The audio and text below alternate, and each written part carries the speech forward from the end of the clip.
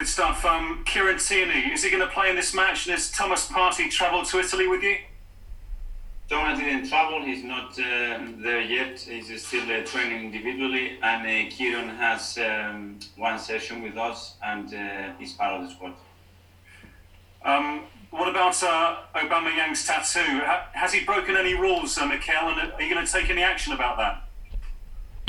No, whatever we do with our players, we keep it internally. It's true that there are a lot of members of our squad that they have extended families at home, and if any player does something that is not in the regulation, obviously the club acts immediately, but always privately as well.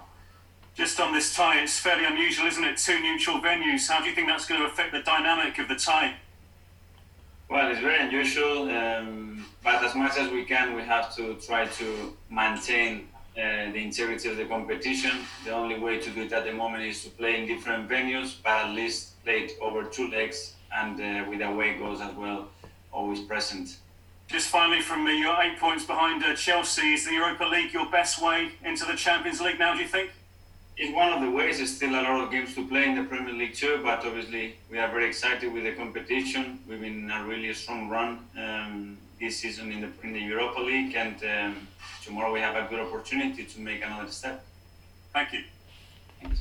Actually, briefly about Mikel Arteta, because I think this was a tournament that really suited him. He had a great run in the group stage. How valuable was that playing time then in getting him into the form he is now?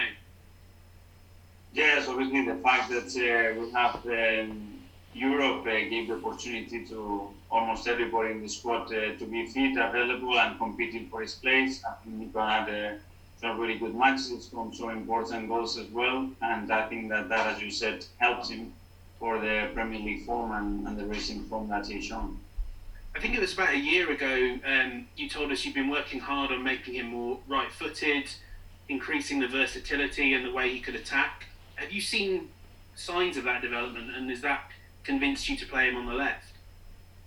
Well, he's done a lot of things, and not only there, but as well in his mentality and the way he approaches every training session, in his game understanding as well.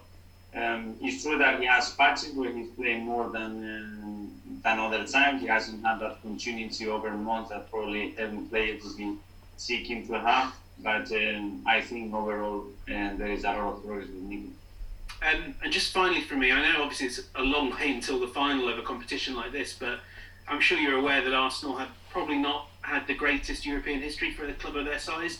Do you allow yourself to think about what it would be like lifting that trophy in Gdansk and how special it will be? That picture is always in the back of my mind because while we are here is to win trophies for this club. And this is a competition that we want to be linked to as well, because we are participating. Obviously, Champions League has been massive for this club. At the moment we are not on it, and the best way to be back in there is by winning this competition. Thank you. A couple of questions, if I may, about Willian. I know it's quite popular to criticise him at the moment because perhaps he hasn't performed as well as you would have liked. What do you think he can still offer the team? Well, what he's doing at the moment, the way he's training, the way he's working, the way he's willing to give everything to the team is what I demand. Whether he's got is more successful or less successful in the game is another matter. He will come with the quality that he has, but at least what I demand to every player, it's a full commitment and to put the passion and everything they have in every training session and when they have the opportunity to play. And so far, Willian has done that every single day. Would you say the criticism is unfair and that he shows more in training than other players? No, I don't say it's unfair, because obviously with Willie, expectations are really high in terms of the goals he can score, the assists that he can create. You expect him to be in the starting lineup as well, so it's normal that people write things about him. We have to protect him, we have to support him as much as we can. Because he deserves it, the way he handles his profession and the way he is every day with us. Will he be involved in this match? Well, he's part of the squad, so he's got a really good chance. Okay. Thanks for your time, cheers. Just a couple of questions from me. Can we go back to time last year when you played Olympiacos and you were expected to win and maybe you were in a winning position and then lost that tie in quite a difficult way? I was wondering what you and the squad learned from that tie against Olympiacos.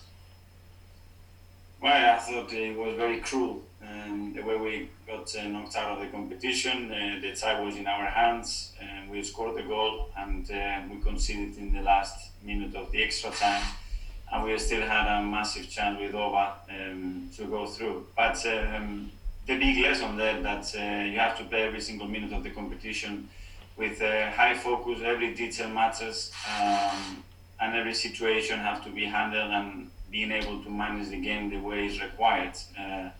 Because it's over two legs, the goal difference is very important, and that has to be in the back of your mind, and you have to be able to control your emotions, and as well be able to change the game when you need to take it to your territory when the tie is in your hands. Can you use that disappointment from last year to sort of push you on in the competition this year and in this tie?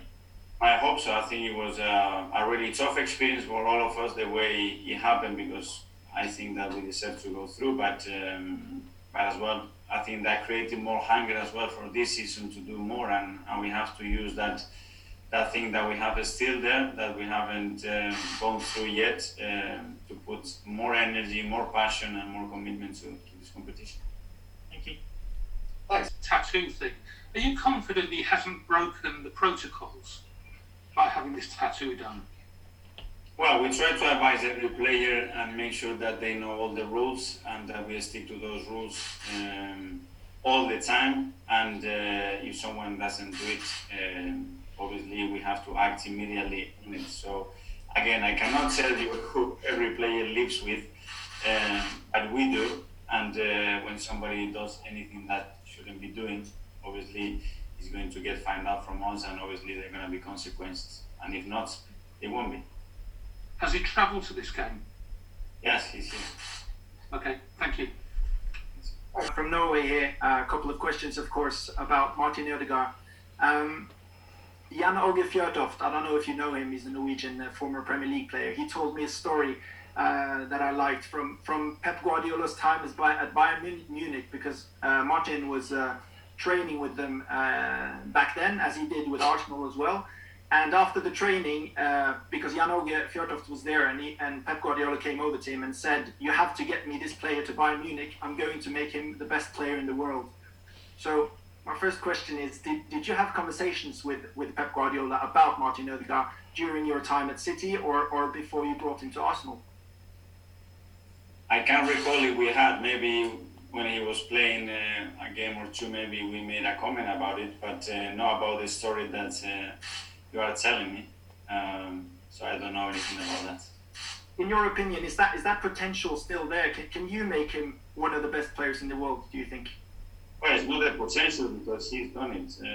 I followed him very closely when he was at Real Sociedad, and he had a lot of opportunity, and he was really impressive over there for long periods. He had a really successful season over there, and that's one of the reasons why I was so convinced that he was a player for us, a player that I really liked, and as you said, that has still a huge potential to become even better. How has the first impression been compared to, of course, when you've been following him from a distance, now that you've worked with him for some weeks? So what's the impression? All positive from my first conversation that I had with him. A really focused and humble boy that was really keen to join, that he just wants to play football in the right way. And then he settled really quickly. Really nice guy, plays like him, start like him, easygoing, really hard worker. And I've been very impressed with his leadership. He looks a little bit calm and reserved, but on the pitch, he's got something about him, and I've been really impressed with him.